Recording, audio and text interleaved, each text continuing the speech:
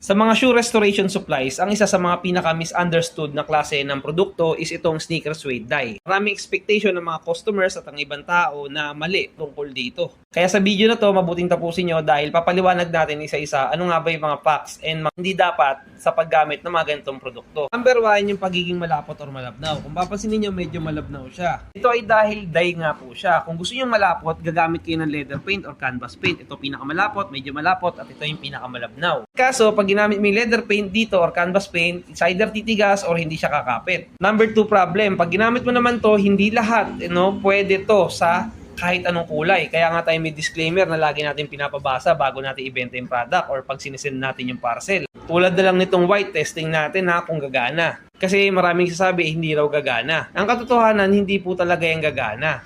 Testing pa rin natin para makita nyo.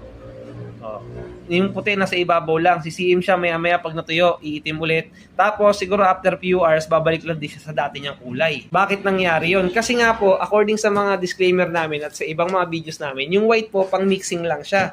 Kung gusto mo ng medyo light red, haluan mo na ito. Pero hindi mo pwedeng directly i-paint tong suede dye paint na white sa darker color na suede dahil hindi nga siya CCM at hindi siya kukulay. Subukan naman natin tong pula.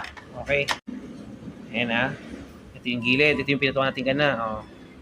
Papansin ninyo, sumiim na siya pero may konti pa rin siyang pagkakaiba na hindi pa rin siya totaling red. Nagbabago pa rin ng kaunti. Pero kahit pa paano, medyo pwede na. Patungan pa ng pangalawa, pangatlo, pang-apat. Yan, medyo nagpupula na siya.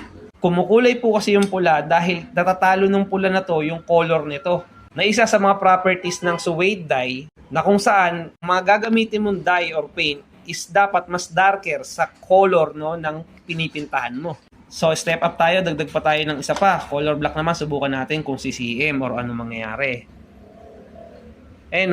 Konting galaw pa lang, di ko pa masyadong didikit, sumi-CM na.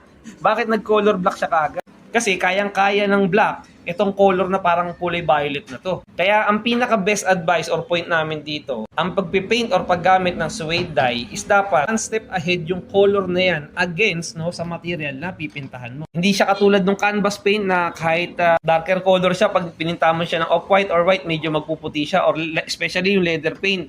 Kaso hindi siya ganun dahil nga po siya Kaya gusto lang namin share sa inyo na ang paggamit ng suede dye ay dapat match lang yung color na kinukulayan mo versus sa color na gagamitin mo tulad ng red or black or pink. Number 2, hindi mo pwedeng gamitin directly yung white, pang mixing lang po siya.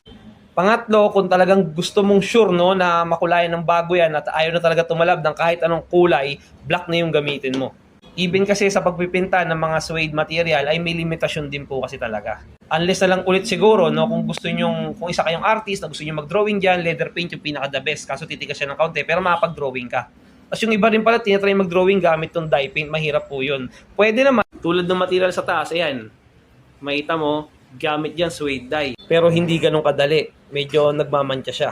If you learn something today, subscribe kayo dito sa ating channel para matuto pa kayo about shoes and restoration. Thank you!